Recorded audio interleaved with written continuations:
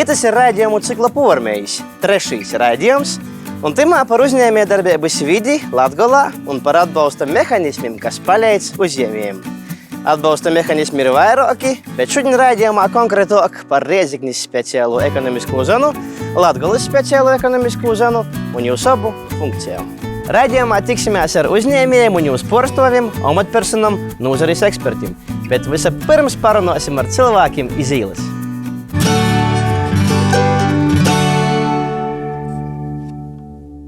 Vai jūs zināt, kas ir Latgales speciālo ekonomisko zona un Rēzeknis speciālo ekonomisko zona? Neesmu dzirdējis. Kā jūs vispār vērtējat Latgales tādu ekonomisko stāvokli? Vai tas reģions jūsuprāt atpaliek no pārējos Latvijas, vai varbūt ir priekšā, vai varbūt ir kaut kur tīpat? Nē, skatoties, piemēram, reģionālo centru vai pašu Kai novodu. Ja, piemēram, ja Kai novodu, Kai Latgali, tad varbūt ir jūtama te atpalicība, piemēram, no Vidzemes vai no to Reigas apriņķa. Ar to, ka itē ir mazākas algas, atalgojumi, itē toļok. Bet, piemēram, Kai pašu Rēzekni, Kai reģionālo centru, es būtu neteiktu, ka mēs baigi atpaliktu no Līpojas, Ventspiļas vai kaut tos pašas Reigas. Jo, manuprāt, Rēzekņa augi attīstos, tikai mums vajadzētu vairāk darba vietu. Darba vietu ir varbūt, lai strādnieki tiktu vairāk cīnīti ar atalgojumu un pašu attieksmi. Es domāju, ja mums būs darbs un pareizu attieksmi no darba devējiem, tad man liekas, mēs būsim ļoti spēcīgs attīstīts reģionālais centrs. Jūs drusciņi īsākat jau tematu par uzņēmumiem, par darba vietām, tad par uzņēmējdarbību. Kas ir tos jomas, kas Latgolā varētu būt spēcīgas? Kas ir tie uzņēmumi, kur jūsuprāt būtu uzņēmējiem niša sava jomeklē? Kas tagad ir ejušas Latgalī? Es īsti nezinu, kas ir ejuši, bet manuprāt, uzņēmējiem Latgolā būtu vairāk jābalstos uz lauksaimniecību. Tas tā, manuprāt. Jo Latgalī, kad pabrauc vairāk pa tādam dzerauņom, vairāk pa tādiem ciematiem, var redzēt ļoti daudz tādu jau pamestu moju, kuros neviens nedzīvoja. I arī nesakūptu lauku. Kā vērtējat uzņēmējdarbības vidi Latgolā?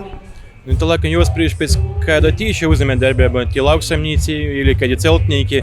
Es dzirdēju, ka lauksaimniekiem kāda grūši ir, kādiem celtniekiem varbūt kas tā labāk. Laikam dažādi, man liekas, 50-50. Atkarīgs, kā palīdz valsts, ko pats prota darīt. Kas ir tos jomas, kur jūsuprāt vajadzētu uzņēmējiem ņūļa poržorientētīs vai orientētīs ejošos jomas? Visu laikam, kā tagad visi datoru uztagad IT speciālisti. Tagad ir lauksaimniekiem visādas īkortas, kuru datori saskaita, ko nebeica darīt, tā ir laikam kurā jomā tagad. Jo nav jāzabīst tās IT jaunāko tehnoloģijas. Man liekas, es tīņi tev ka vērtīs. Esi tevis nav Instagramā, tevis nav pasaulī. Kā bijuši uzņēmējs, tev nav reklamas, tevi nekā viņas nezinojas. Tagad Instagrams, Facebooks, visi Twitter, tevis tie nav, to nav te uzņēmuma. Vajag nezabīsēties, bildēt sevi, bildēt savus ražojumus, reklamēt, runāt, klīkt, kolna maniera, tā toļok. Vai jūs zināt, kas ir Latgales speciālo ekonomisko zona un Rēzeknis speciālo ekonomisko zona? RSS ir dzirdēta, ka dažādi uzņēmumi, piemēram, kas vairams bija, es nemaldos. Daudz, nezinu tīši, kādi vēl tie bija. Ir dzirdēts, protams. Un ko tos speciālos ekonomiskos zonas pīdavoja uzņēmumiem? Nevaru atbildēt. Neesmu iemējis, varbūt neesmu dzirdējis. Grūti pasicēt. Nezinu, vienkārši nezinu. Bet dzirdēts ir? Dzirdēts ir, protams, ļoti daudz. Tas ir tā kā tricky question, kā angliski saka, tā kā pārbaudu, cik tu labi zini par Latgali kaut ko. Es esmu dzirdējis šādu ekonomisku terminu, bet tā baigi iedziļinājies, neesmu tajā. Kā vērtējat vispār Latgales uzņēmējdarbības vidi? Tā kā es nojaušu, ka esat pornovadnieks un iebraucies gosts, un tad kā izaverās? Latgales uzņēmējdarbības vide gribās izklausīties ļoti kompetentam un teikt ļoti daudz un runāt skaitļos un IKP, datos. Diemžēl es to nepratīšu, jo es nezinu, teiksim, tos jaunākos datus. Es zinu, ka Latgalē vienmēr tie izaicinājumi ir nedaudz lielāki, un skaidrs, ka valstī ir jābūt kaut kādiem plāniem, lai to dažādo reģionu attīstību salāgot savstarpēji. Latgolas kopējais IKP ir 3 reizes mazāks nekā Reigā. Ko darāt? Ko darīt? Es domāju, ka ļoti grūti 15 sekundžu citāti atbildēt, ko darīt, bet noteikti ir kaut kādi komplicēti ekonomiski pasākumi, kā to uzņēmējdarbību veicināt. Pirmais noteikti ir, tātad veicināt uzņēmējdarbību, tie noteikti ir kaut kādi biznesa inkubātori, iespējams kaut kāds attiecīgs nodokļu režīms, kas ir citādāks šeit nekā citos reģionos, kur attīstība ir labāka, sabiedrības izglītošana un izglītība kopumā. Tas noteikti ir tie galvenie virzieni, kur arī politiskie spēki noteikti skatās, vai arī mēģina skatīties, vai vismaz iedzīvotāji vēlas, lai politiskie spēki tur skatītos.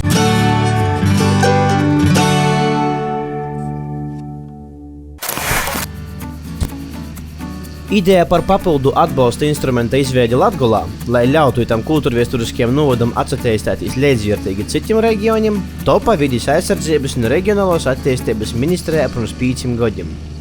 Latgolas speciālos ekonomiskos zonas izveidi aktīvi piesaistījās Latgolas plānošanas reģions, jo administracijas vadītāja Iveta Malina Tabūne.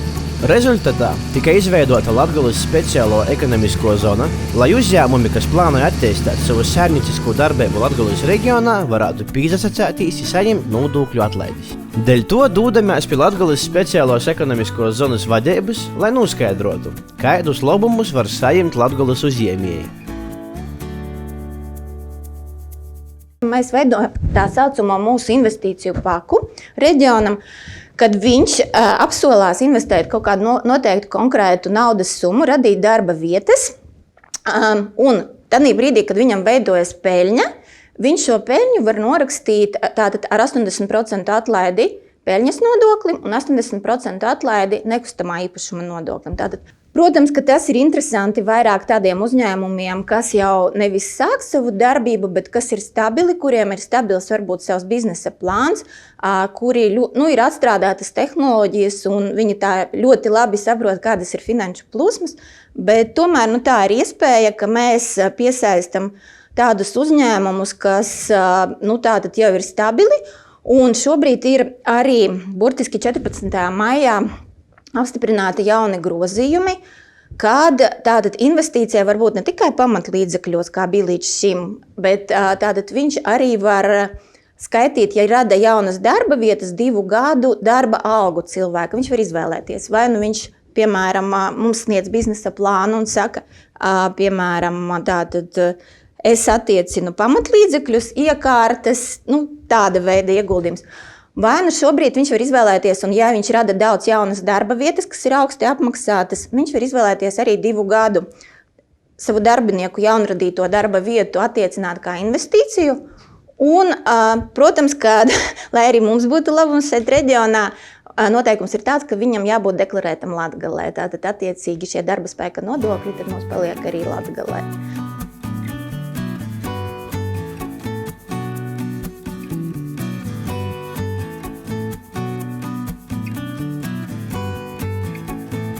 Tātad galvenos Latgolas speciālos ekonomiskos zonas priekšrocības ir nodokļu atlaides. Bet kādas tīši vaicoju Latgolas speciālos ekonomiskos zonas porvaldnieka vītniekam Vladislavam Stankevičam. Pirmkārt, te ir jāsaka tā, ka katrs investors, kas ienāk Latgolas speciālos ekonomiskajā zonā un noslēdz līgumu, atbilstoši investīciju apjomam, saņem atpakaļ no valsts no 35 līdz 55% no savām investīcijām. Tas tiesa jāsaka nenotiek ar pārskaitījumu kontā, bet šie 35 vai 55% no investētas summas tiek atgriezti atpakaļ nodokļu atlaidēs. Tātad kā tas darbojas? Kāpēc 35 un kāpēc 45, kāpēc 55? Tātad regula ir noteikts, jo mazāks investors, jo vairāk viņš saņem no savām investīcijām. Tātad runājot matematiski, ja investors iegulda 100,000 eiro un viņš ir mazs, viņam pienākās 55,000 eiro nodokļu atlaides. Kā viņš var izmantot šīs atlaides? Nākotnē, kad uzņēmumam parādīsies peļņa un būs vēlme sadalīt dividendes, tieši tajā brīdī viņš būs tiesīgs saņemt savu 80% nodokļu atlaidi. Līdzvērtīgi arī darbojas arī nekustama īpašuma nodokļu atlaide arī 80%. Tad mēs runājam par diviem nodokļiem, uz kuriem iet atlaide. Uz uzņēmuma ienākumu nodokļa atlaide 80% apmērā dividendžu izmaksas brīdī un nekustama īpašuma nodokļa atlaide faktiski tam īpašumam, kur notiek uzņēmumam ražošana. Kā pieminēja Iveta Malina-Tabūne, arī Rieziknī vēl pirms Latgoles speciālos ekonomiskos zonas izveidis darbojās leidzīga ekonomisko zona. Mēs visiem tas, kas ir vienaids, ir pilnīgi leidzīgs, tos ir nodokļu atlaides, ko mēs piešķiram komercsabiedrībām. Bet drusciņi savaidoki tī principi, kā ir tiek veidota tie teritorija Latgaļas sezai, kā ir tiek veidota pie mūsim. Mēs uzskatām, ka tas, kā ir pie mūsim, ir labvēlīgāki uzņēmējiem, tā kā paredzamāk, stabilāku vidi rada. Jī savukārt Latgaļas es uzskata, ka pie jūs ir tādas zināmas priekšrocības, bet es sacītu tā, ka jau atsakortošos kuru reizi, ka sieņotojiem mežā katram sava sieņas, tā ir mūsim Latgaļas sezam, ir Riezeknis sezam, katram savs uzņēmējs, kuru vairāk interesē tāds vai citāds tas seza attīstības modeļs. Es mēģinošu tā ļoti vienkārši pasciet. Uzņēmums sanam nodokļu atlaides, līdz ar to ka var novirziet vairāk sava uzņēmuma attīstībā. Tas nozīmē, ka jām tā kā sazamazinājos arī izdevumi iz ražošanu caur tom atlaidēm. Es vai nu roda jaunas papildu darba vietas, vai nu es samaksāju saviem darbiniekiem lielāku atalgojumu. I līdz ar to arī reģionam kopumā ir ieguvums par to, ka vairāk cilvēki, kas strādāja, tā mēs katru gadu jauna radietos darba vietas, mūsu uzņēmumos ir aptuveni 40 līdz 50 jaunas darba vietas, vai arī ļoti labi tādi atalgojumi, ko sanam cilvēki, kas strādā mūsu komercsabiedrībos. Tā vairākos komercsabiedrībos atalgojums ir virs 1300 bruto atalgojums. Respektīvi, iegūst arī natīšā veidā par to, ka pašvaldība sanam vairāk caur iedzīvoto ienākuma nodokli. I var novirziet arī teritorijas attīstībai, vai sociālajai jomai, vai kultūrai, vai izglītībai, tātad to naudu, kas vairāk ienāk caur nodokļu iemaksu. Varbūt jūs varat minēt kādus labus piemērus par uzņēmumiem? Te pavisam nesen Jānis Staris prezentēja 2019. gadā. Es biju sarēķinojis to, ka, piemēram, Verems samaksāja iedzīvotāju ienākuma nodokļu novadam 5 reizes vairāk nekā vidēji tiek viens nodokļu maksātājs samaksāja novadam. Un tad jūsu tas pienesums varētu būt viens no faktoriem, kas to veicināja? Jā, mēs tā uzskatām par to, ka caur tom atlaidēm uzņēmums vairāk var ieguldīt savā attīstībā, es var novirzīt citā veidā tos līdzekļus, ko es iekonomēju caur mūsim. Tātad Latgolā paralēli darbojās divas speciālos ekonomiskos zonas. Priekšrocības atcerēstīs tamos aug, bet vai tikpat strauji aug tamos interesētos uzņēmumu skaits? To paša gada nogalī, kad tika dibinots Latgoles SES, vairāki Latgoles uzņēmēji apsavieno kopīgā biedrībā Tautsaimnieks. Biedrības aktivisti ar Raimondu Niperu priekšgalā jau 2 reizes vērsušies valdībā ar rezolūcijām priekšlikumiem, ko mainīt Latvijas Republikas straujākai ekonomiskajai attīstībai. Par obu speciālos ekonomisko zonu nozīmīgumu Raimonds Nipers ir visai skeptisks. Praktiski Latgalē, kur ekonomiski aktīvi uzņēmumi ir kur pie 500 000, bet Latgales speciāla ekonomiskā zonā, kad ir 13-15 uzņēmumu, Rāzeknes sezā kur vairāk, pori 20. Praktiski ļoti nīcīgs skaits, mēs nevaram runāt ni par kādu lielu pienesumu Latgales ekonomikai, tautsaimniecībai, iedzīvotājiem. Ļoti maza efektivitāte, kad ekonomiskajām zonām. Pamatā itamos ekonomiskajās zonās ir eksportējušie uzņēmumi. Daudzos variantos ir ārzemju uzņēmumi, kuriem ir liela peļņa, un ar tam ekonomiskām zonām itu dabu atlaides, naudu izvad no valsts. to visu peļņu. Te, piemēram, var runāt par Rāzakni tīši. Eksportējuši uzņēmumu, kuri praktiski par to apgrozījumu ļoti nīcīgs nodokļu nomaksas apjoms par to, ka jiem caur PVN atmaksām ļoti nīcīgas nodokļu summas aiziet. Tā kā jūs uzskatāt, ka tos atlaidis, ko viņi dabāja, viņi nav izmantoja tā, lai palielinātu algas, lai maksātu nodokļus, bet vienkārši kaut kur, kā jūs sakat, izvāc. Ārzemju uzņēmumi, kas, piemēram, tamā pašā Rāzaknī, tika zinos, galvas nepateikšu, tie ārzemju uzņēmumi, kuri ir liela peļņa, i to peļņu, kad caur ekonomisku zonu vienkārši izved ārā. I tie, dažam, nīcīgs, ka tie daži 1% nav uzņēmumu, kas ir temos ekonomiskos zonos, bet tie veiksmīgi caur to, kā saka, skatāt mums gan naudu tā. Raimonda Nipera sacātu, proti, ka speciālos ekonomiskos zonu uzņēmumi vairāk strādāja iz eksportu, apliecināja Ļubova Lazdāne, Daugavpils uzņēmuma SMD Baltika ražošanas vadītāja. Eksportējam produktus uz dažādām valstīm, aptuveni 70–80% tas ir eksports, pārējais paliek tepat Latvijā.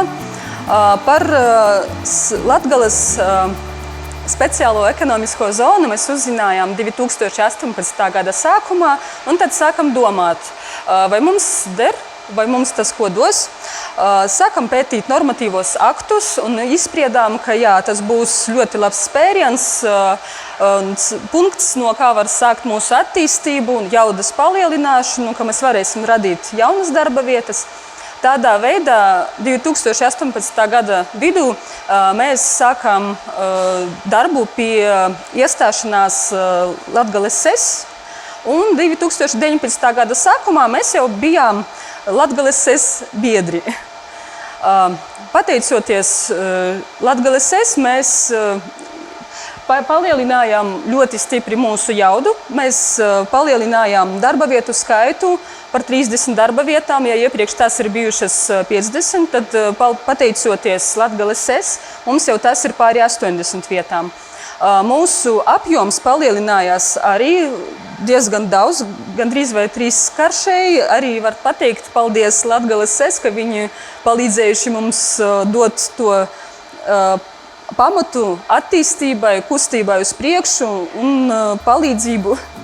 Speciālos ekonomiskos zonu darbību pozitīvi vērtēja Rieziknī uzrunātais uzņēmējs Juris Guntis Vjakse, kurais pārstāv Rieziknis uzņēmēju biedrību.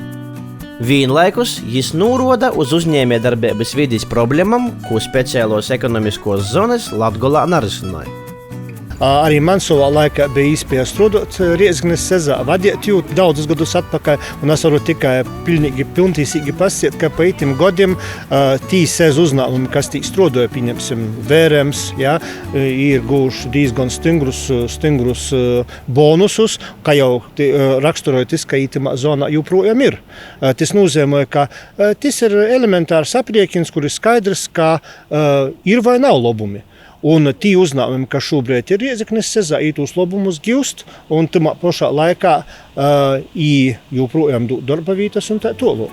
Kas attiecas uz Latgales SEZu, es domāju, ka te ir daudzas izmaiņas būs arī teritoriālās reformas kontekstā, to, ka būs aktīvāk jāpastrādāja arī pašvaldībniekiem, lai dabūtu investorus, kas investēs tī. Jo pārsvarā tī tomēr gaidas un cerības uz investoru un uz investīciju pīsaisti konkrētai teritorijai, pieņemsim, vai tī būtu Bolvi, Viļaka vai Kroslava.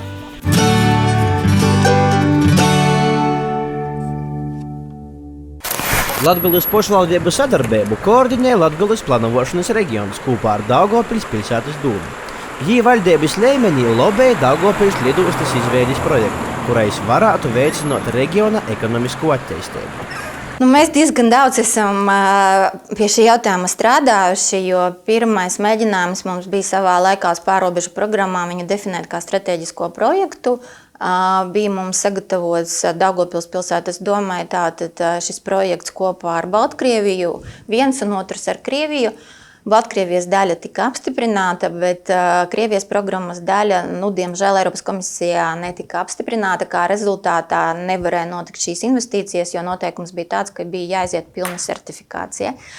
Tad šobrīd esam arī strādājuši ar ministrijām, gan ar Saeimu, un šis jautājums tika izskatīts arī Latgales apakškomisijas sēdē, ko mums vada Teirumnieka kungs, un ir mūsu Latgales ievēlētie deputāti, un ne tikai, un ir arī atbalstījuši šo iniciatīvu, un arī bija šis priekšlikums Nacionālajam attīstības plānam. Bet tas, kas ir praktiski izdarīts šobrīd, laikam ir noslēdzies konkurss Daugavpils pilsētā par to, kas sagatavos tehniski ekonomisko pamatojumu. Un mēs ļoti ceram, ka šī gada laikā, nākošā gada sākums droši vien, ka varētu tikt izstrādāt šis tehniski ekonomiskais pamatojums Daugavpils lidostai. Un, protams, mēs ļoti ceram uz deputātu atbalstu, kad nākošajā gadā varbūt, ja tiks veiksmīgi šī daļa pabeigta, varētu sākt jau runāt par kaut kādiem inženieru dokumentācijas sagatavošanas pirmajiem darbiem. Jā, mēs saprotam, ka projekts ir liels, bet te nesanāks tā kā kā mazākus projektus, ka tu vari uzrakstīt, ir vajadzīgs plānveidīgs darbs, un šobrīd šis darbs tiek arī realizēts, un Daugavpils pilsētas doma. Tātad mums padomē ir pārstāvēts Jānis Lāčplēsis, kas arī vada Latgales speciālās ekonomiskās zonas uzraudzības komisiju, ļoti aktīvi ar plānotājiem pie šī jautājuma strādā. Un arī vides aizsardzības reģionālās attīstības ministra Pūces personā atbalsta šo lietu. Tā kā mēs ceram, ka tā plānveidīgi un pa soļiem ejot, kad varbūt mēs varētu nonākt pie kaut kāda risinājuma. Latgales sazavadētoji sacīja, ka gribētu ticēt, ka attīstīsies Daugavpils lidosta. Kāds ir jūsu komentārs par to, vai jūs redzat tam nākotni, vai tiešām tas būtu labs pienesums Latgales ekonomikai? Mēs esam par to jau diskutējuši arī Riezeknes lidostas kontekstā, ka principā būtu svarīga varbūt no lidosta, varbūt lidlauks katrā ziņā, lai var atlidot ar tīšu reisu, teiksim, citas valsts, kāds pīderīgīs, kāds uzņēmējs, kas grib tiktīs te ar kādiem sadarbības partneriem, vai arī ja apmeklēt savus uzņēmumus, lai es varētu te izīt muitas, vai kā tī pareizi porbaudīja, būtu svarīgi, lai reģionā būtu tādā sasniedzamā attālumā, kur otri var atlidot, ātri pazaskatieties, kas ir napīcīšams, un otri arī aizlidot. Šobrīd tas ir diezgan problemātiski par to, ka tāpat līdz Rīgai ceļš prasa savas 3 vismaz stundas. Lidostas būvniecība izmaksātu ap 50 miljoniem eiro. Tomēr pastāv arī viedoklis, ka tādu summu būtu līderīgāk ieguldīt ceļu infrastruktūrā. Mēs par to apspriežam Latvijas tirniecības rūpniecības kameras. Latgales valde piekrita, ka to lidostu vajadzētu vairākums, bet man personīgais viedoklis, ka labāk būtu attīstīt autoceļus, tos ātrgaitas šoseju, piemēram, Daugavpils Reiga, ka tie varētu pusotras stundas laikā ar kādu automašīnu tikt līdz Reigai. Piemēram, tu lidostai ietiek, kā saka, privātpersonām, cilvēkiem, bet kravu pārvadājums ir daudz būtiskāk. Kā lielu kravu tie, kā pie mums, piemēram, tos Dagdas līdz Reigai vajag 4 stundas braukt, tas ir 260 km, tie nav normāli. Mēs ceļa nodokļus maksājam, kur visi kopā 800 miljonu gadā visi. Bet valsts ceļam atdot atpakaļ 250 miljonu no tos summas. Tas diezgan nagodīgi. Kur jūs tādi cipari? Es nosodarbos ar ekonomiku. Es visu zinu tā. Nav visu, bet tā. Diezgan tās cīniski pret valsts no tiem iedzīvotājiem, autobraucējiem. Tā, no valsts puses.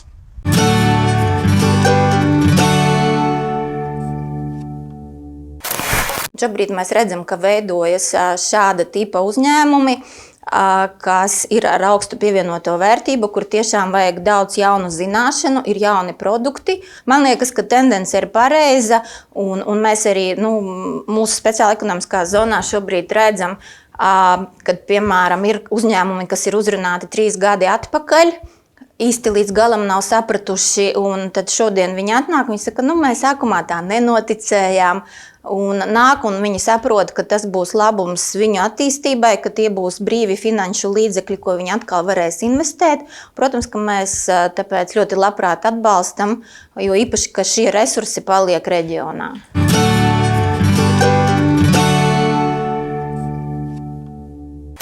Rēzeknis speciālo ekonomisko zonu un Latgales speciālo ekonomisko zonu savas funkcijas pilda un pienesumu Latgales ekonomikai dod. Par to, cik liels vai pieteikušs ir tas pienesums, par to sprīdīt paši. Tas bija raidījumu cikla Pormējs 3. raidījums, tiekamies 4. jau pavisam drēži.